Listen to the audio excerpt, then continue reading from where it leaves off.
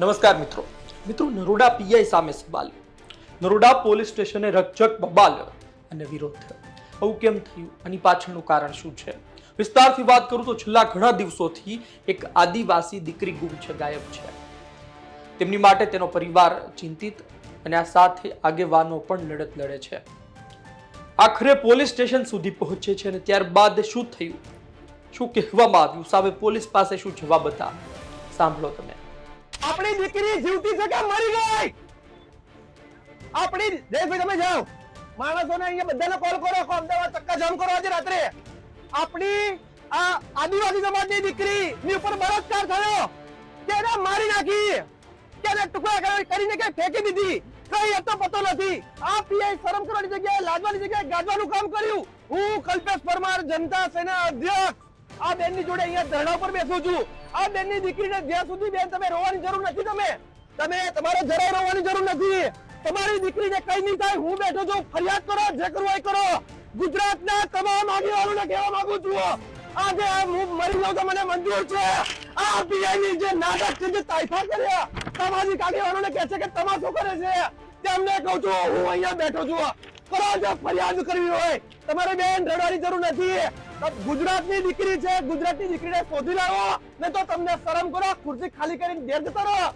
હું આ બેઠો છું, બેસો મારી જોડે, બીજું કોઈ નહીં બેસે. બધા ધર્મજનો બેસો અહીંયા, તમારા કમિશનરને બોલાવો બધા અહીંયા.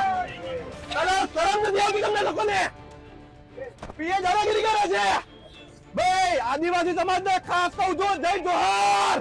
અવાજ આવવો જોઈએ, જય જોહાર. મારો અવાજ નથી નીકળતો દાદા. આદિવાસી સમાજની બેન ને ધક્કા મારીને પીઆઈ કાઢે છે, ધક્કા માર્યા. જય ભીમ, જય ભીમ, જય સાહેબ. તમાશા તમે બનાવ્યા છે. 17 દિવસ થઈ ગયા, ગઈકાલે તમે ફરિયાદ દાખલ કરી છે. 17 દિવસથી બે નાબાલિગ દીકરીઓ ગુમ થઈ ગઈ, તમે ફરિયાદ કેમ નથી કરી? ફરિયાદ આપે ને સામે તો ફરિયાદ લેવાય. શું કહો છો? ફરિયાદ આપે ને ફરિયાદ લેવાય. ફરિયાદ એટલે આ પરિવારે તમારે ત્યાં આવ્યો જ નથી, તમે એવું કહેવા માંગો છો? ફરિયાદ આપવાના હતા, છોકરી અને શોધવા માંગતા હતા. તો ફરજ કોની આવે સાહેબ? ફરજ કોની આવે? 11 વર્ષ ફરિયાદ તો તમે ગઈકાલે લીધી. જનતા સેના જ્યારે આવી ત્યારે તમે ફરિયાદ લીધી છે. વગર કામના ઇશ્યુ નહીં, વગર કામના ઇશ્યુની વાત જ નથી. પર્સનલ કેવી રીતે? How you can say that? 307 ની ખોટી ના લીધી. અરે ના સાહેબ, એક મિનિટ પર્સનલ હું આપું છું. પર્સનલ એજન્ડા તો નરોડામાં ખુલ્લેઆમ વેશ્યાવૃત્તિ ચાલે છે, એના વિરુદ્ધમાં અવાજ ઉઠશે ખુલ્લેઆમ. અરે કાલે જ થશે. પર્સનલ એજન્ડા હોય ને મારા, તો હું આ ખુલ્લેઆમ તમે અહીંયાથી ગગન ગેસ્ટ હાઉસની આગળ જાઓ, મીડિયાને કહું છું કે ગગન ગેસ્ટ હાઉસની આગળ તમે જજો. ખુલ્લેઆમ વેશ્યાવૃત્તિની પ્રવૃત્તિ ચાલે છે કાલુપુરની આગળ. ખુલ્લેઆમ જગ્યાએ દારૂ વેચાય છે. શાકભાજીની જેમ નરોડા પોલીસ સ્ટેશન વિસ્તારમાં દારૂ વેચાય છે. એ પીઆઈને જ્યારે અમે માંગણી ઉઠાઈશું, એના વિરુદ્ધમાં અમે બોલશું, ત્યારે અમને કહેજો કે અમે જનતાના હક માટે તમે એમ કહેશો ને પર્સનલ એજન્ડા, તો પર્સનલ એજન્ડા છે. જનતા સાહેબ જો એક મિનિટ બહાર નીકળો છો, બહાર કેમ નીકળવાનું? ના ના દીકરીઓની માંગણી કરીશું, તમે મને પર ફરિયાદ કરજો. એ દીકરીઓની હક અને અધિકાર માટે તમે લાવો, બેન કઈ આવો તો બેન ભાઈ લાવો મીડિયામાં. બેન તમને કેટલા તમારો આ ઢાંકી દો. સાહેબ માથા પર દબાવવાની પરિવારને. અરે સાચી વાત છે, તમે તમારું કામ કરો. તો સાચી વાત થાય. તમે તમારું કામ કરો. તમે આટલો પાવર તમારા કામમાં કરો ને. તમે કામમાં પાવર કરો ને આટલો. અરે 17 દિવસથી તમે અરે જરૂર નથી એટલે તમે અમારો પગારમાં તો જરૂર નથી એટલે 17 દિવસ થઈ ગયા. વચ્ચે સમાજના આગેવાન છીએ, તમને શરમ આવી જોઈએ. તમે હપ્તા ખાવ છો, તમે વેશ્યાવૃત્તિ ચાલુ કરાવો ને, દારૂ બંધ કરાવો ને. હપ્તા ખોર છો. તમારે પોતાની શરમ આવી જોઈએ તમને. નરોડા પીઆઈ શરમ કરો. નરોડા પીઆઈ શરમ કરો. એમ નહીં, ઉભા રહો 2 મિનિટ. ના 2 મિનિટ ઉભા રહો. નરોડા પીઆઈ શરમ કરો, શરમ કરો. નરોડા પીઆઈ શરમ કરો, શરમ કરો.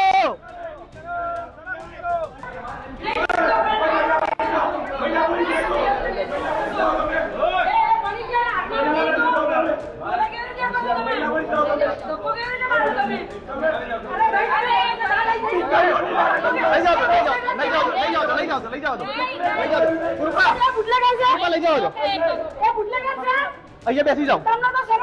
બેસી જાઓ બધા. નરોડા પીઆઈને આપણે એક મિનિટ હવે સાંભળો બસ. એક મિનિટ ઉભા રહો. હું કલ્પેશ પરમાર, અધ્યક્ષ જનતા સેના ગુજરાત, નરોડાની તમામ પબ્લિક, ગુજરાતના તમામ આગેવાનોને હું કહું છું, નરોડા પોલીસ સ્ટેશન ખાતે હાજર થાય તાત્કાલિક. દરેક સમાજને નમ્ર વિનંતી, આપણો સમાજ જ્યારે અવાજ ઉઠાવે ત્યારે લોકો આપણે દબાવવાની વાત કરે છે. તો સમાજને આહવાન છે કે અમે નરોડા પોલીસ સ્ટેશનથી હટવાના નથી. આ લોકો અમની ધરપકડ કરે છે. 13 વર્ષની દીકરીની જ્યારે આદિવાસી સમાજને પણ આહવાન, આદિવાસી સમાજના જે પણ આગેવાનો સાંભળતા હોય, આદિવાસી સમાજની દીકરીનો કોઈ પત્તો નથી. આ દીકરીને ન્યાય પામવા માટે રહ્યા છીએ. બીજી દીકરીને મારી નાખી હોય કે નાખી દીધી હોય એની જવાબદારી કોણ લેશે? 17 દિવસથી એની ઉપર જે ગિરફ્ત થયો ના થયો તેનો જવાબદાર કોણ? અરે કલ્પેશભાઈને વેચી મારી કોને ખબર? એ છોકરીના સાહેબ એમ કહે છે કે હું સંવેદનશીલ છું. એ છોકરીને વેચી મારી હોય દીકરી એક કોને મરી એટલે નવડામાં નામ કહે. વાંધો નહીં, વાંધો નહીં, હવે બારું. તો આપણે સાંભળ્યું શું કહેવામાં આવ્યું, સામે જવાબ શું મળ્યા. તમે સમજો કે પોલીસની સામે આ સવાલો થતા રહ્યા છે. પોલીસ જ્યારે જનતાનું કામ ન કરે ત્યારે જનતા એને સામે કહે છે કે આ દારૂના અડ્ડા ચાલે, આ ગેરકાયદેસર પ્રવૃત્તિઓ ચાલે, ત્યાં તો તમારું ધ્યાન જતું નથી. કહેવાનો મતલબ એ છે કે ઘણી જગ્યાએ પોલીસ પણ મજબૂર બની ચૂકી છે. કદાચ તેમને કામ કરવું નથી અથવા તો કામ કરવા દેવામાં નથી આવતું, પણ મજબૂર જરૂર છે. કારણ કે જો મજબૂર ના હોત તો આજની તારીખે ગુજરાતમાં અલગ અલગ વિસ્તારોમાં ગેરકાયદેસર પ્રવૃત્તિઓ ન ચાલતી હોત, દેશી દારૂના અડ્ડા ના ચાલતા હોત, બીજી બધી ગેરકાયદેસર પ્રવૃત્તિઓ પર ડામ લગાવી દીધો હોત. ખેર મૂળ વાત પર પાછા આવીએ તો પોલીસ પાસે એટલા જવાબ નહોતા અને જિગ્નેશ મેવાણીએ હવે પોતે સમર્થન આપ્યું છે. એ વાતને લઈ તેમણે શું કહ્યું સાંભળો. મિત્રો, પંચમહાલની 15 વર્ષની આદિવાસી સમાજની દીકરી અમદાવાદ શહેરના નરોડા પોલીસ સ્ટેશનના હદ વિસ્તારમાંથી છેલ્લા 15 દિવસથી ગુમ થયેલી છે. જનતા સેનાના મિત્રો કલ્પેશભાઈ, દેવલબેન વગેરે ખૂબ સંનિષ્ઠ રીતે સતત આ મુદ્દે રજૂઆતો કર્યા છે, આક્રમક રીતે લડી રહ્યા છે. ઉચ્ચ અધિકારીઓ સુધી મારી પોતાની પણ વાત થઈ છે. હું વિડીયોના માધ્યમથી રાજ્યની પોલીસને, કન્સર્ન અધિકારીઓને, ખાસ કરીને નરોડા પોલીસ સ્ટેશનને કહેવા માંગુ છું કે બહુ ગંભીર ઘટના કહેવાય. નાબાલિગ દીકરી છે, 15 વર્ષની દીકરી છે, ગરીબ પરિવારની આદિવાસી દીકરી છે.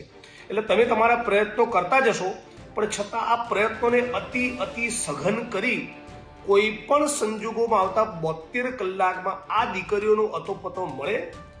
એમની સાથે શું બન્યું એ બધું જ પબ્લિક ડોમેનમાં, એમની ઓફકોર્સ એમની આઈડેન્ટિટી રિવીલ ન થાય એ રીતે પબ્લિક ડોમેનમાં લાવવામાં આવે, જેથી લડનારા બધા માણસોને સાંત્વના મળે કે રાજ્યની પોલીસ અને પ્રશાસન આ મુદ્દે યોગ્ય પગલાં ભરી રહ્યું છે. જોઈન્ટ કમિશનર પોલીસ સાથે મારે વાત થઈ, એમણે મને પાક્કી ખાતરી આપી છે કે જિગ્નેશભાઈ અમે આ મેટરને ગંભીરતાથી લીધી છે. હું પોતે કેસનું મોનિટરિંગ કરી રહ્યો છું અને મને પાક્કી ખાતરી છે કે ટૂંક સમયમાં દીકરી મળી જશે.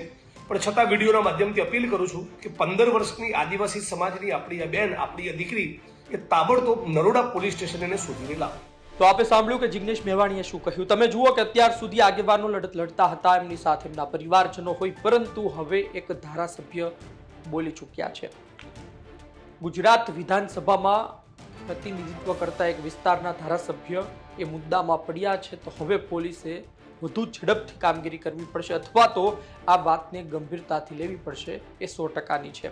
જોઈએ આવનાર કેટલા દિવસમાં એ દીકરી મળે છે, આવનાર કેટલા દિવસમાં એ દીકરી પાછી આવે છે અને ખરા અર્થમાં તેની સાથે શું થયું હતું તે બહાર આવે છે.